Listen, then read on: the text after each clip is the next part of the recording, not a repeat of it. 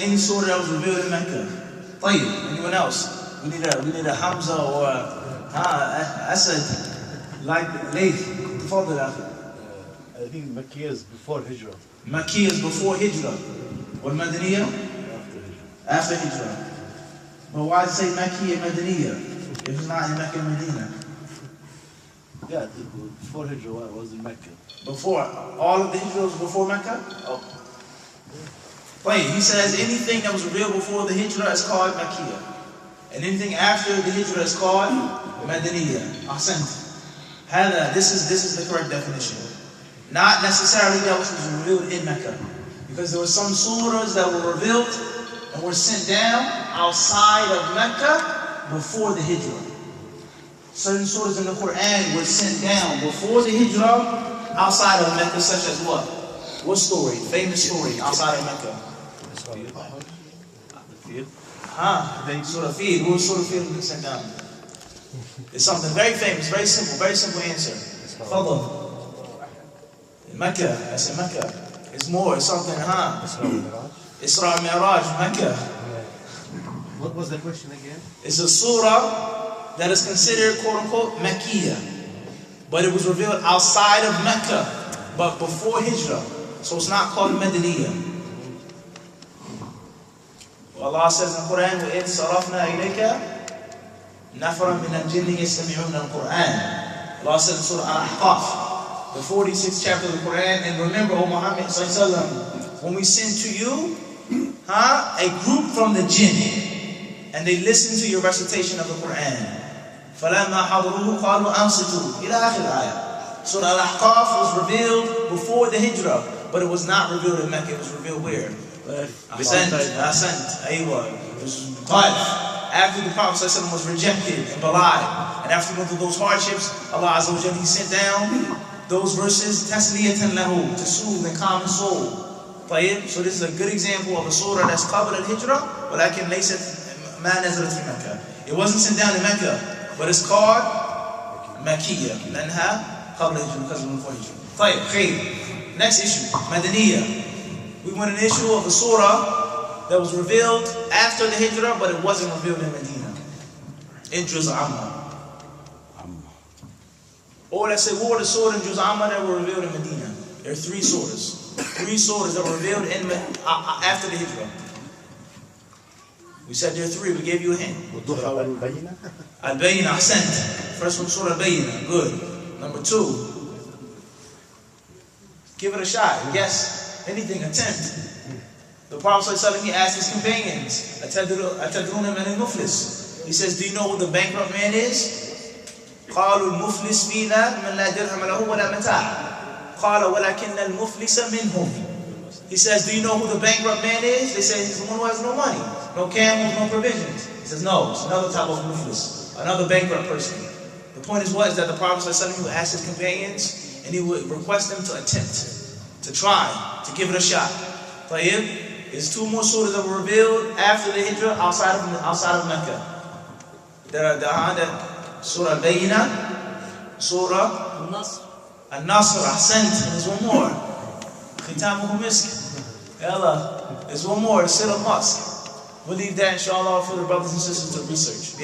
Khayr. Back to Surah Al Duha. What I wanted to touch on briefly is what Allah subhanahu wa ta'ala says, وَلَسَوْفَ يُعْطِيكَ رَبُّكَ فَتَرْضَى. And your Lord shall give you something with which you will be pleased. Very soon will Allah subhanahu wa ta'ala give you something and you'll be pleased with that thing. This verse is a very, very profound verse in the Quran.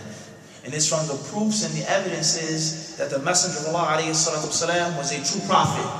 And that he only spoke based off revelation, divine revelation from Allah Azza wa Jalla. There are many people who say that the Quran was authored by Muhammad, that the Quran was put together by Muhammad, that the Quran was a group of fables and legends and stories of the past. And Muhammad ﷺ, he wrote the Quran. We say from the clearest proofs and the most simplest evidences that the Quran was not authored by Muhammad, that the little children know, is this verse. وَلَسَوْفَ يُعْطِيكَ رَبُّكَ فَتَرْضَى. Allah says, and your Lord will give you, and you will be pleased.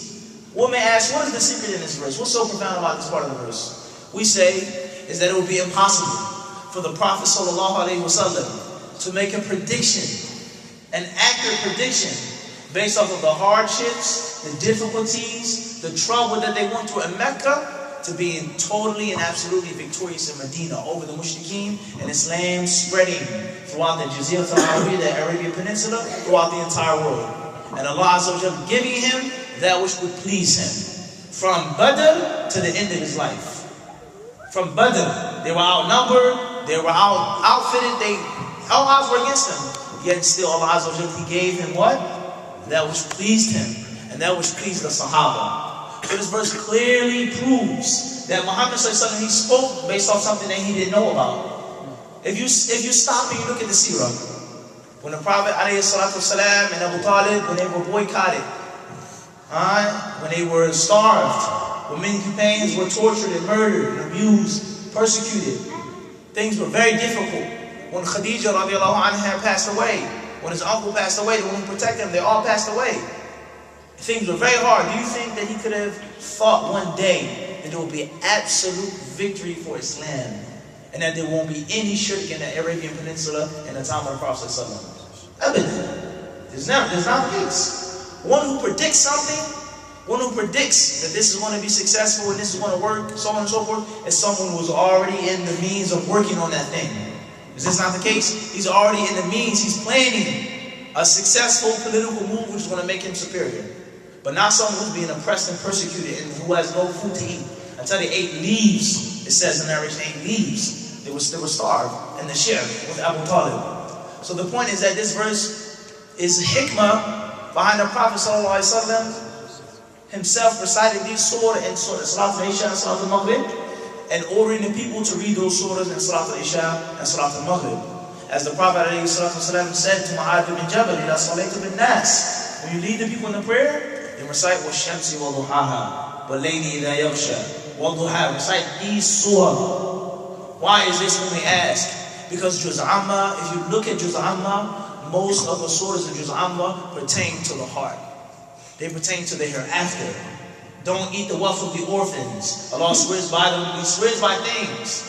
And when are these surahs recited? In the allowed prayers. When we ask the question, why do we recite these prayers aloud? Why is Isha allowed and Asr silent? Why is Dhuhr allowed and Maghrib, why is Dhuhr silent and Maghrib allowed? It's because most people, in most cases, have finished their jobs. They've finished working. Their minds are clear. They can come to the masjid and they can listen to the reminder. And that's why Juz Amma is recited. Not the long ayat of ahkam.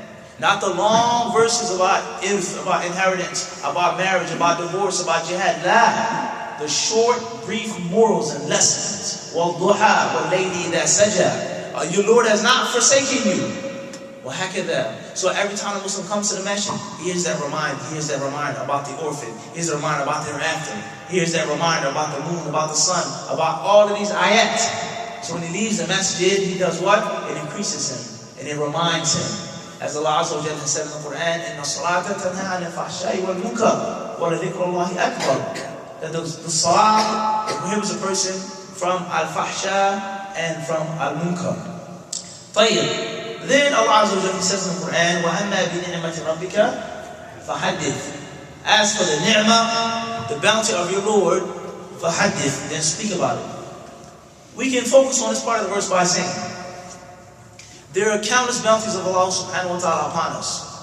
And from those bounties is this meeting of ours, this sitting of ours. For me to sit in front of you, and you to sit in front of me, I don't know who you are, I don't know your name, many of your ethnic backgrounds, and so on and so forth, we don't know. Yet still is one thing, and one thing only that has gathered us, and has joined us here tonight together.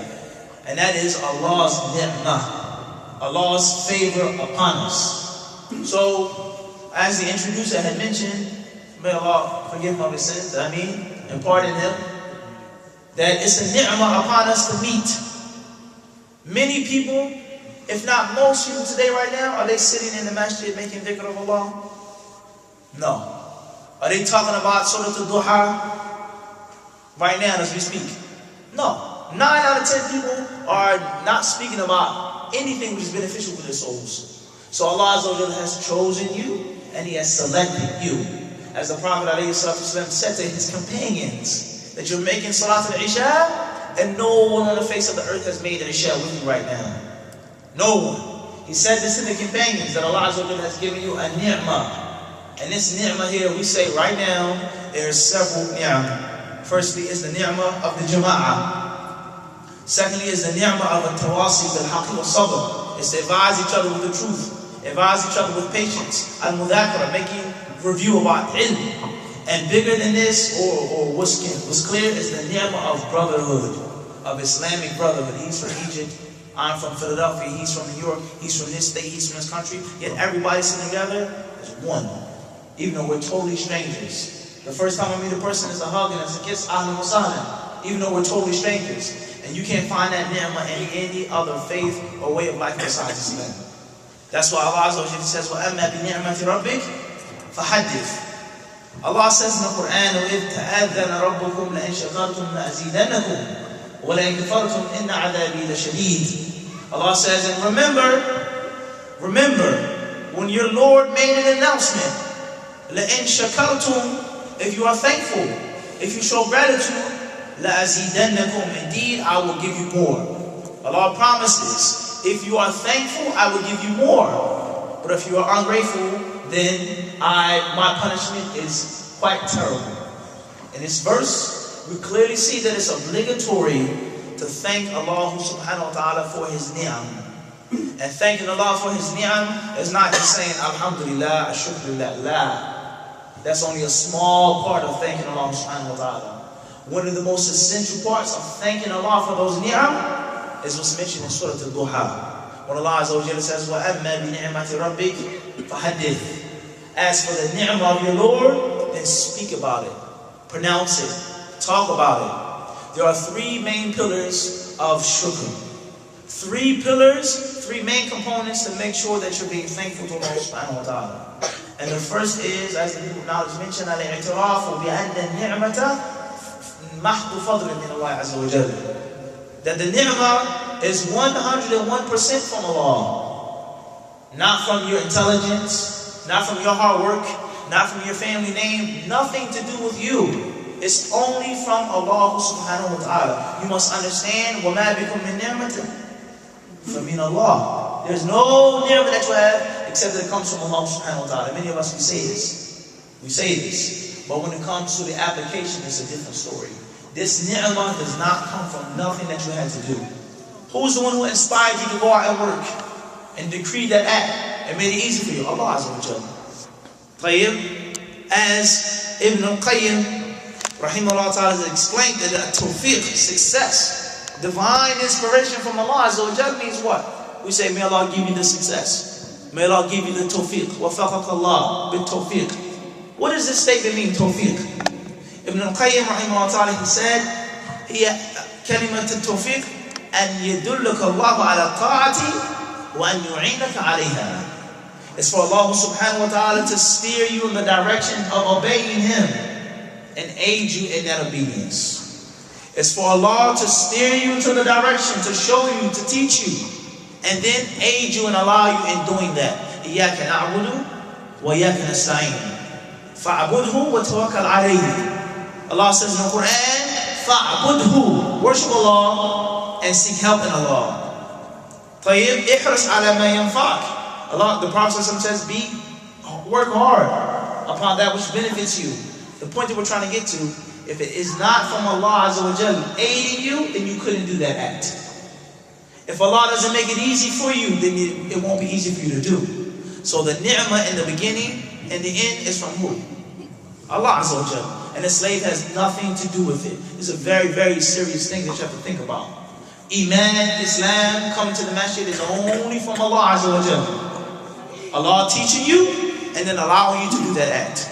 That's the first pillar of shukr, of thankfulness. If you don't have that component, if you don't believe in your heart firmly that that ni'mah is only from Allah, then you're not thankful to Allah subhanahu wa ta'ala. No matter how many times you say alhamdulillah. The second component of a shukr, as the people of knowledge mentioned, is that you use that ni'mah and that which pleases Allah subhanahu wa ta'ala. Is that you use that wealth that Allah gives you, or that knowledge, or that physical strength, or that prestige and that authority that you have to please Allah, the Mighty and the Majestic. Not to disobey Him, not to displease Him, not to make fasad.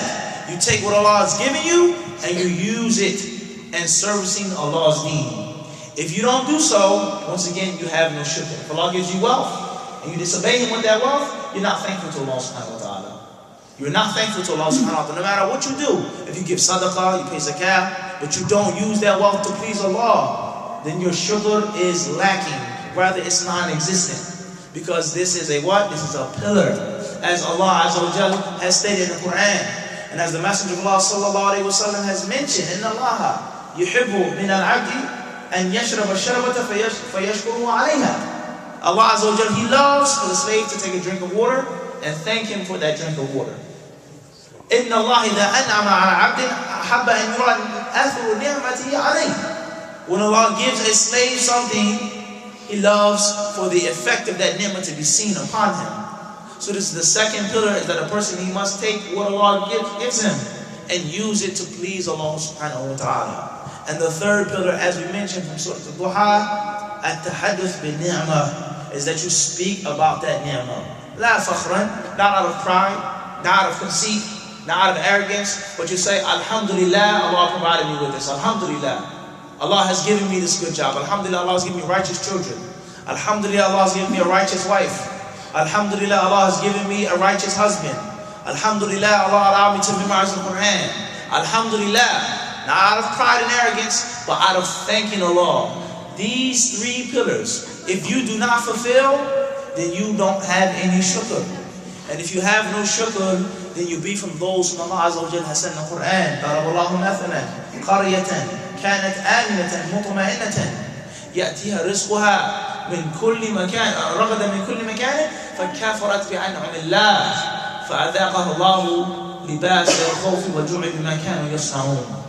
Allah says in the Quran, ضرب الله, Allah makes an example. Allah sets forth a parable for you to understand. Allah makes something close for you to think about. And that example, or the similitude of that parable, is a city, is a town. It was a safe town. It was a peaceful town. It was an easygoing town. Its sustenance will come to it every single day, easily. However, the inhabitants of that town became ungrateful.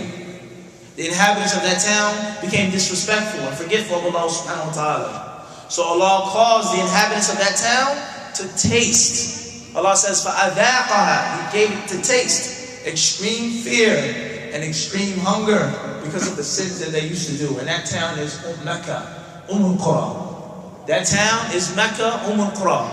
That town that you go in now, in which you can feel safe. That town you don't feel no other feeling like being in front of the Kaaba. Is this not the case, Ahmed? The feeling of Medina, the feeling of there's no place like Mecca. The serenity, the tranquility, and the peace and the safety. There's no place like that on the face of the earth. There's no place like Mecca. A place that's open 24/7 for Allah's worship. No place is similar to Mecca. However, before this, that town, people lived in fear. People lived in famine. Extreme fear and famine because they were ungrateful to Allah subhanahu wa ta'ala's favors. They were ungrateful. They didn't thank Allah subhanahu wa ta'ala. So the point that we're trying to get to is that if you thank Allah, that's firstly ibadah. That is ibadah. Secondly, when you thank Allah, Allah the Mighty and the Majestic will give you more. You spend your wealth fi sabilillah, Allah will increase your wealth. As the Prophet ﷺ has said, مَا نَقَصَتْ صَدَقَةٌ مَا مِنْ صَدَقَةٍ أو كما قال صلى الله عليه وسلم. That sadaqah is never decreased from, one's wealth is never decreased from giving sadaqah. Rather, the actual term sadaqah or zakah, when we say giving zakah, zakah means linguistically an-nama. It means an increase. Just pay close attention to the term. The term zakat in the Arabic language, nothing to do with the deen. It means an increase. That's the linguistical term, let alone the legislative term. So when you give fi sabilillah, Allah Azza wa Jalla will give you more. Either He gives you actual more wealth, or He puts more barakah in your wealth. So $1 stretches like $5. $5 stretch like $20. Well, hakadha. And the exact opposite is the exact opposite. One person may have $1 and it doesn't go like a quarter because it's no barakah. As the Prophet ﷺ has explained to us in the authentic hadith, every single morning, 2 angels descend. Every single morning, 2 angels, they descend. And what do they say? What do those angels who are made from light, who never disobey Allah Azza wa Jalla, who never become tired and exhausted from Allah's ibadah, those close angels to Allah, what do they say? What is the dua that they make? Allahumma a'ti munfiqan khalafa. They say, oh Allah, please give the one who spends more. They beg Allah to increase the one who spends his wealth. And they say, Allahumma a'ti mumsikan talafa. Waliyadu billah. Oh Allah, give the one who's stingy and tight-fisted, destroy his wealth. Take away his wealth. Don't give him no more wealth. So even if he has more physical wealth, the barakah is taken away. And we know that the believer is to worship Allah Azza wa Jal, and it's more than just material life. His food that he eats, his drink, his clothing, his children. It's more than just material. But the believer seeks barakah, and that's why he say Bismillah and Alhamdulillah. And that's why the Prophet ﷺ said, فَإِنْ صَدَقَا وَبَيَّنَا بُورِكَ لَهُمَا فِي بَيْعِهِمَا. If they're truthful in their contract, if both the buyer and the seller, if they're truthful, they don't hide anything, they're honest with each other, their sale will be blessed. Be blessed, barakah. And if they're dishonest, if they conceal, if they hide, if they're not truthful, muhiqat barakatu bay'ihima. The barakah of their contract is stripped away, it's taken away. It's taken away from them. So the point that we're trying to get to is that the believer, when he thanks Allah subhanahu wa ta'ala, Allah gives him nothing but more. Whether it's in this life, or whether it is in thereafter. Whether it's by actual quantity, or whether it is by quality. Why it's by quality. So this is a few things that we definitely have to focus and pay attention to. Are we thankful to Allah subhanahu wa ta'ala? On that day, each and every one of us will stand in front of Allah Azza wa Jalla. And Allah will ask him. And Allah will mention to him, I gave you this, I blessed you with that. Have I not given you a long enough life? What will be our answer? What will be our answer? We may know the answer. We may memorize the answer. Oh Allah, you gave me this and I spent. But the actions are the things which will allow you to make the correct answer. Look into the Quran. Don't the kuffar know what to say on Yawm al-Qiyamah? Don't the munafiqeen know what to say on Yawm al-Qiyamah in the grave? But they won't be able to say it. They won't be able to say it from one or two aspects.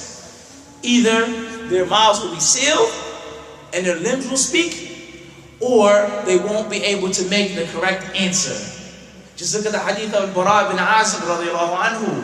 The famous hadith in Musnad Imam Ahmad, in which the Messenger of Allah explained to us in detail the spectacle of death. The spectacle of death. And when the slave is placed into the grave, and the angels come to him, and they will ask him 3 questions. Not 4 questions, not 5, not 2. They will ask him 3 questions. Who is the one that you worshipped? What was your religion? وَمَا عِلْمُكَ بِهَذَا الرَّجُلِ. And what do you know about the man that was sent to you? The munafiq in the dunya, did he not make salah? Did he not pray? He prayed. The Prophet, Allah Azza wa Jalla says in the Quran, إِنَّ الْمُنَافِقِينَ يُخَادِعُونَ اللَّهَ وَيُخَادِعُونَ.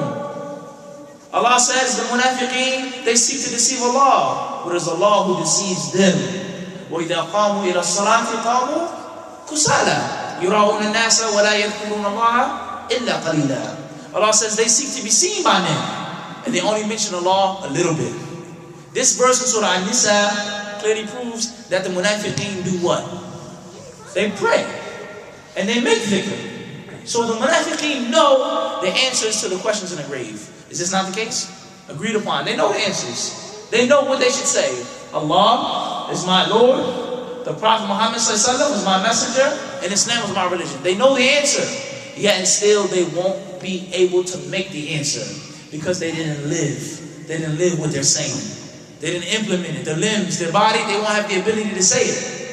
But the believer will have the ability to give the correct answers. يثبت الله الذين آمنوا بالقول الثابت في الحياة الدنيا وفي الآخرة ويضل الله الظالمين ويفعل الله ما يشاء. Allah says Allah makes firm and solid those who believe with a strong statement in this life and then thereafter, and He misleads the zalimeen.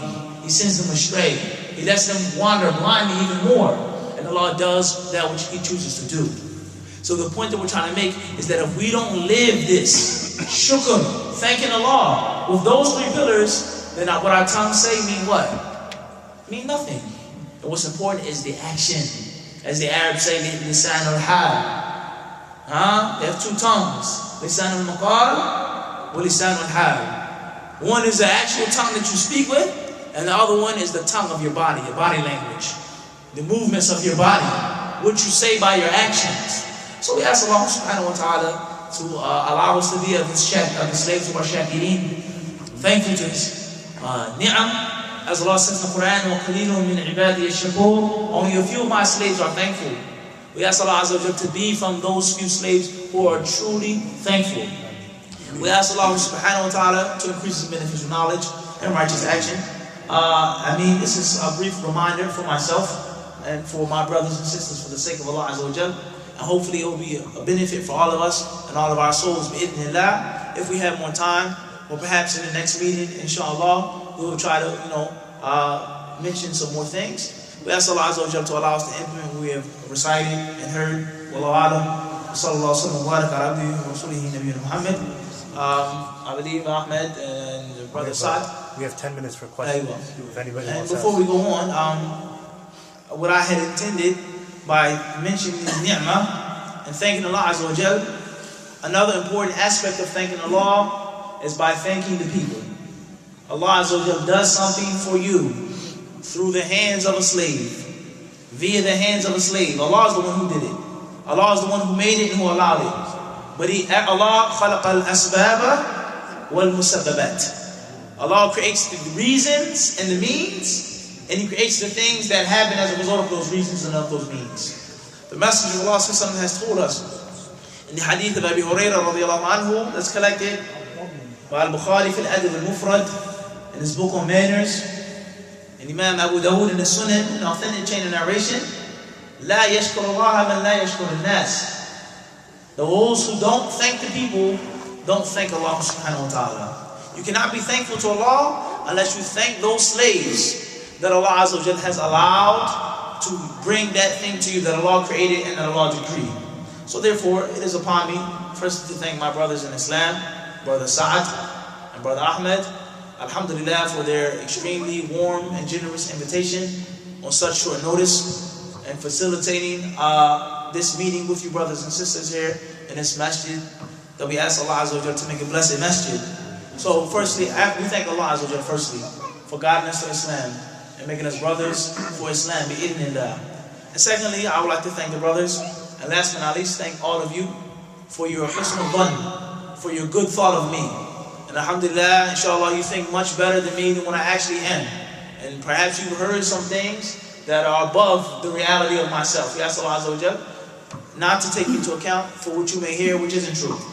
And we thank you for your participation, for your husnul dhann, husnul istima', and for listening on such short notice. Walhamdulillahi Rabbil Alameen. We have 10 minutes for questions. If anyone...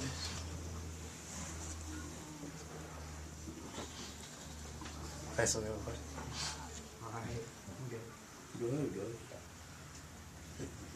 Tafadhal, Layth. Yeah, well, that's a minor question. So, you said if God makes something difficult for you, you should, be happy with what God gives you.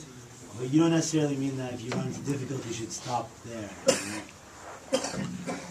طيب بسم الله الحمد لله والصلاة والسلام على رسول الله. Brother Layth says is that if Allah subhanahu wa ta'ala,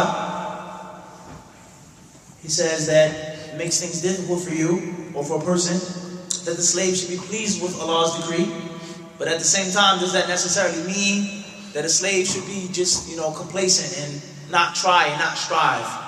We say that Allah Azza wa Jalla has said in the Quran in more than one place that from the purposes or the wisdoms behind the Quran being revealed and behind the messengers being sent is for the mizan to be established, the scale, the balance. Allah mentions in Surah Al-Rahman, Allama al-Quran. Allah taught man the Quran. Allamahu al-bayan. He taught him how to speak. And Allah says He speaks about the wazn. He speaks about the balance. In Surah Al Hadid, we sent our messengers with the bayinat. وَأَنزَلْنَا مَعَهُمْ. What does Allah Azza wa Jalla say? We also sent down with them what? لِيَقُومُوا النَّاسُ بِالْقِسْطِ وَأَنزَلْنَا الْحَدِيدَ فِيهِ بَأْسٌ شَدِيدٌ al-ayah. Allah says we sent down the mizan for the people to be just and to be balanced. So we say in the Quran, there's a balance. Ihdina as-sirata al-mustaqim. Guide us to the straight path. Not those who had knowledge and didn't act upon their knowledge. Not those who had no knowledge but they worshiped Allah. But the middle path, the straight path. We say there's a balance in every single aspect of Islam. One side is that yes, the slave is to be pleased with Allah's decree. The slave is to be pleased with Allah's decree. And another aspect is for the slave to try and to attempt and to try his best by his own physical actions, and firstly by making dua to Allah for better. There's no doubt about this. So there is a balance. And we say, with regards to Allah's pre-decree, then there are several different levels. Several levels. The first level, which is the basic level, which is the obligatory level upon every single slave, as-sabr, is to be patient. It is not necessarily an obligation for you to be pleased with everything that happens. You have to be pleased with Allah's decree as a whole. The act of Allah's decree, you have to be pleased with that. The act of Allah's decree. But if Allah decrees something that's painful and difficult, it is not an obligation that you're pleased with that specific thing. But it's an obligation that you're what? Patient.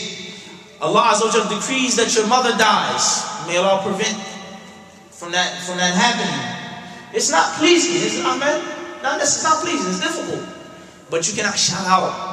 You cannot rip up your garments and scratch your face at what Jahiliyyah did. Why Allah? Why me? What did I do? What did she do? She was an old, poor, miskin woman. She never hurt anybody. As the disbelievers say, why me? La, you have to be patient. Inna lillahi wa inna ilayhi raji'un. We belong to Allah. We're slaves of Allah. We're nothing. We're Allah's slaves. He does what He wants to do. He takes and He gives. As the Messenger of Allah said to that woman at the grave, when she was crying and she was weeping, and the Prophet says, he says, tell her to be patient and to seek the reward from Allah. And she says, you don't know the musibah that I got. You don't know. It didn't happen to you. It wasn't your child. Go away from me. And the Prophet ﷺ, from his great akhlaq, he walked away. He didn't censure her. He didn't repudiate her. He didn't say, I'm the messenger of Allah. How dare you he walked away. And then later on, he told her, or they told her, that's the messenger of Allah that you just said that to. SubhanAllah. She didn't know. She apologized. I'm sorry. I didn't mean to disrespect. He says, Inna lillahi ma a'ta wa ma akhad. To Allah belongs what He gives and what He takes. It's Allah. Allah says in the Quran, ma khawwalnakum. We've only lent you those things. We've lent those things to you. Ja'alakum mustakhlafina fihi. We've given that wealth in your hand as a temporary possession. It's not your wealth. So therefore the slave has to realize this. And that which is obligatory is to be patient. Not absolutely to be 100% pleased. That's the first level of qadr. The second level of with regards to the qadr and dealing with the qadr is ar-rida. It's being pleased with the musibah. This affliction takes place. You say, Alhamdulillah. Alhamdulillah. Alhamdulillah. I'm pleased with this. I'm happy. Because I know that there's a wisdom that's going to come from it. I know that it's going to be a reward that's going to come from it if I do what I'm supposed to do. And that level is not obligatory upon every single Muslim to have. No. That's a high level of iman. And that third level is the level of shukr. It's thanking Allah for the musibah. Allah, I thank you for taking that away from me because it distracted me from your worship. I thank you for testing me, oh Allah. That's a high level that only a few Muslims will reach. So it is not an absolute obligation to be pleased with every single thing that happens. That which is obligatory is what? Sabr. So therefore, dua does not contradict qadr. And the qada and the qadr does not go against dua. Who is the one that allowed you to make dua? Allah Azza wa Jalla. Who's the one who answers the dua? Allah subhanahu wa ta'ala. And who's the one who makes the free decree? Allah. So it's all from Allah subhanahu wa ta'ala. All of it is from Allah Azza wa Jalla. So there's no contradiction. You try your best, you strive, something happens, something doesn't go your way, you keep on making dua. You keep on trying. And at the same time, you have to be pleased with Allah as your Lord. And pleased with Allah subhanahu wa ta'ala. And pleased with Allah's free decree as a whole. But some specific things can be displeasing, can anger you, can sadden you. But it's obligatory to be patient. There's no contradiction, rather there's a balance. And Allah Azza wa Jalla knows best. And this issue, wallahi, I think is a very important question. This question can be explained in an entire lecture. And you find many, many people, as Imam Ibn Qayyim mentioned, when you speak to people, when you talk to them, when you see affliction and adversity, you find that many people have su'u dhann billah, they have bad thoughts of Allah. When you sit down, everyone says, alhamdulillah, it's qadr. We believe, but when you sit and talk, and when a person, he loses all of his wealth, or if his child dies, in this disaster, in this catastrophe, in this country, then you really find what people have in their hearts of Allah Azza wa Jalla. And it's scary, starting with yourself, firstly. So the issue of qada and qadar, Allah's pre-decree, the predestination, the issue of dua, the issue of tawakkul, putting your trust in Allah, and the balance is very important. A very, very important aspect of tawheed and aqidah.